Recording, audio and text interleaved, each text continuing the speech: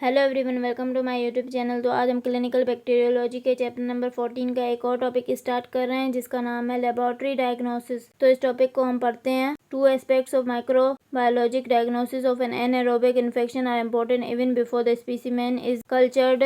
तो anaerobic infection में हमारे पास जो है ना माइक्रोबायोलॉजिक डायग्नोसिस के लिए दो एस्पेक्ट्स बहुत इंपॉर्टेंट होते हैं इवन स्पेसिमेन को कल्चर करने से पहले। Number 1 obtaining the appropriate specimen and number 2 rapidly transporting the specimen under anaerobic conditions to the laboratory. एक तो हमें क्या करना है कि अप्रोप्रिएट स्पेसिमेन लेना है और दूसरा क्या करना है कि जो स्पेसिमेन हमने लिया है ना उसको रैपिडली ट्रांसपोर्ट करना है अंडर एनारोबिक कंडीशंस में। हमें जल्दी उसको एनारोबिक कंडीशंस में रखना है लेबोरेटरी में, मतलब जहाँ पे बिल्कुल भी ऑक्सीजन ना हो उस कंडीशन में हमें रखना है। An appropriate specimen is one that does not contain members of the normal flora to confuse the interpretation. एक अप्रोप्रिएट स्पेसिमेन वो होता है जिसमें हमारे पास नॉर्मल फ्लोरा के मेंबर्स ना हो ताकि हम कंफ्यूज ना हो इंटरप्रिटेशन में। For example such as specimen as blood, pleural fluid, pus and transtracheal aspirates are appropriate but sputum and faeces are not.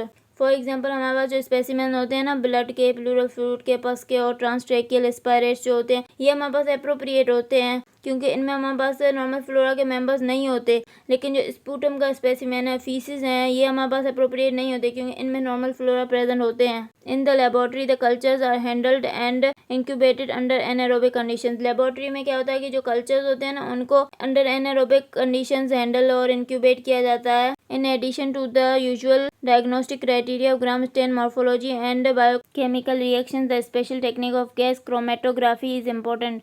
तो हमारे पास जो usual diagnostic criteria, gram staining, morphology और बायोकेमिकल रिएक्शन, इसके अलावा भी हमारे पास एक स्पेशल टेक्निक है गैस क्रोमेटोग्राफी है। इससे भी हम जो है ना वो डायग्नोस कर सकते हैं। In this procedure organic acids such as formic acetic and propionic acids are measured. इस प्रोसीजर में हम क्या करते हैं कि ऑर्गेनिक एसिड्स जैसे कि फॉर्मिक एसिटिक और प्रोपियोनिक एसिड ये हम मेजर करते हैं। अब हमारे पास क्या टॉपिक है, ट्रीटमेंट, तो इसको पढ़ते हैं। In general surgical drainage of the abscess plus administration of antimicrobial drugs are indicated. तो हम क्या करते हैं कि इन जनरल सर्जिकल ड्रेनेज जो है ना वो एब्सिस का करते हैं और हम एंटीमाइक्रोबियल ड्रग्स दे देते हैं साथ में।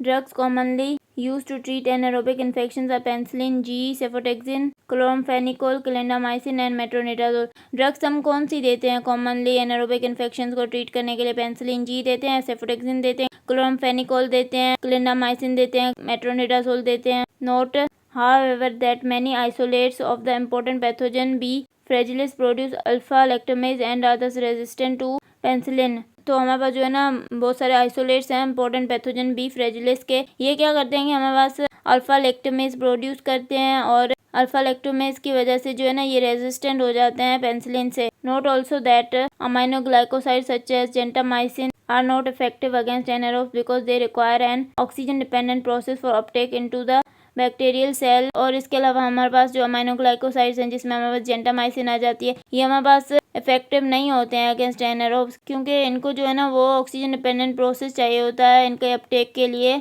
बैक्टीरियल सेल में। तो ये हमने पूरा चैप्टर पढ़ लिया। आई होप कि आपको ये समझ में आ गया होगा। अगर आपको मेरा लेक्चर पसंद आया तो प्लीज़ मेरे चैनल को सब्सक्राइब करें, लाइक करें और बेल आइकन को प्रेस करें। Thank you.